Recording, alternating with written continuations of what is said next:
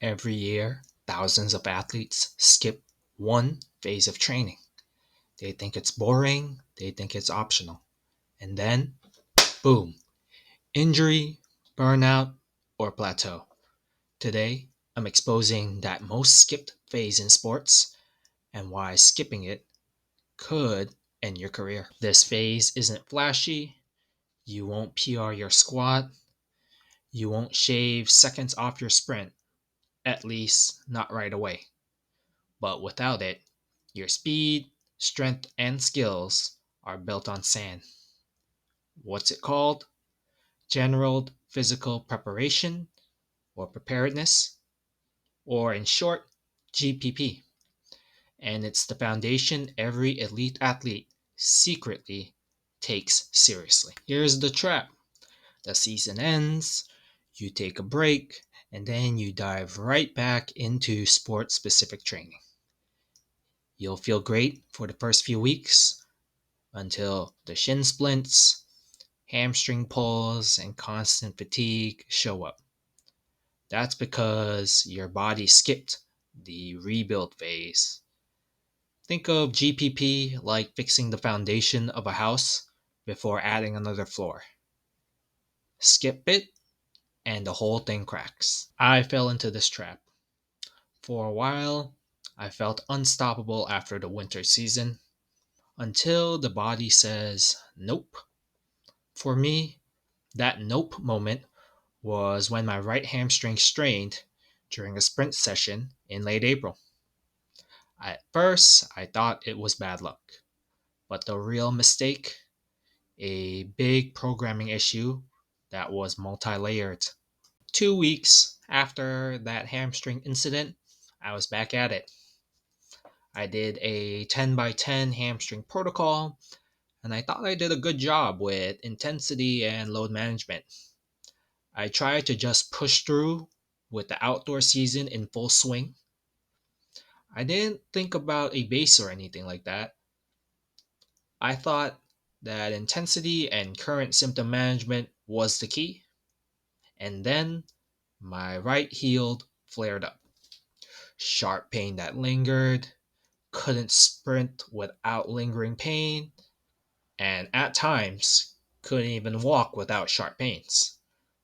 Two injuries, same leg, back to back.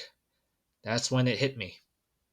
I wasn't rebuilding, I was just gambling with my body.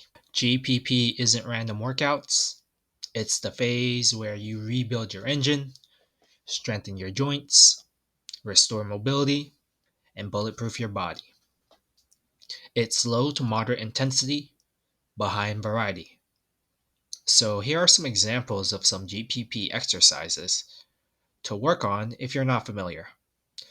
Walks of different inclines and declines, sled pushes for work capacity, weighted carries, light to medium intensity for grip and core, different jumps and plyometrics in different planes for tendon health, circuits for conditioning, could be lightweight or body weight, working on your individual weaknesses, whether that is mobility or strength or a combination.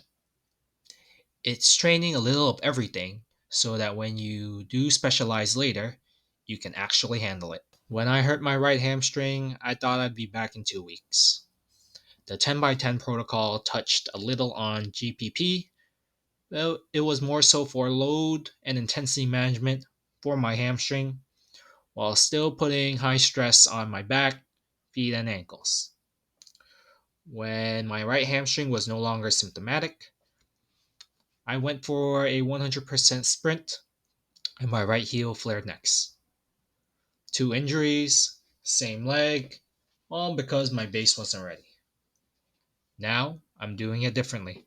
I recently just finished 4 weeks of GPP, biking, isometrics, track drills, just to name a few. My strength has been an individualized strength for me, but only because I've been working on it consistently for over a decade. Now, where am I? My hamstrings feel solid, I'm generally symptom free in my right heel with occasional soreness, and currently managing right heel loading, where I need to monitor how I feel after all my workouts. This isn't just rehab, it's future proofing. So, why do most athletes skip GPP? It's not Instagram worthy, it feels slow compared to skill work, they feel like they might be losing time. But here's the paradox: the ones that save time by skipping GPP usually end up losing entire months to injuries or burnout. If you want to do GPP right, here's the formula: conditioning 1 to 3 times a week. This is where you can kind of push certain exercises where this might spike up your heart rate, and then continue that with lower rest intervals. Strength balance: hit movements you've neglected in season 1 to 3 times a week. If you are a weaker athlete, you may want to prioritize this, hitting strength based exercises 2 to 3 times a week with higher intensities. However, if you're an athlete that dominates with his or her strength, this can be 1 to 2 times a week. Mobility and prehab daily. Low intensity cardiovascular work 5 to 7 times a week. Working on your own individualized weaknesses 1 to 3 times a week. These are things specific to you that you need to address to unlock your potential. Your brain is only as fast with the tools it has access to. And gradual intensity, speaking about how hard you should be pushing. You shouldn't be maxing out every week. You'll save that for the next phase. Incorporating all these big points and pillars for just 4 to 6 weeks can change your entire season. So here's your challenge. Before your next season or training cycle, dedicate at least one real month to real GPP. Track your numbers, track your injuries, track your energy. If you don't notice a difference, I'll eat my free lap timing system. Don't skip the foundation, build it, and watch your game transform.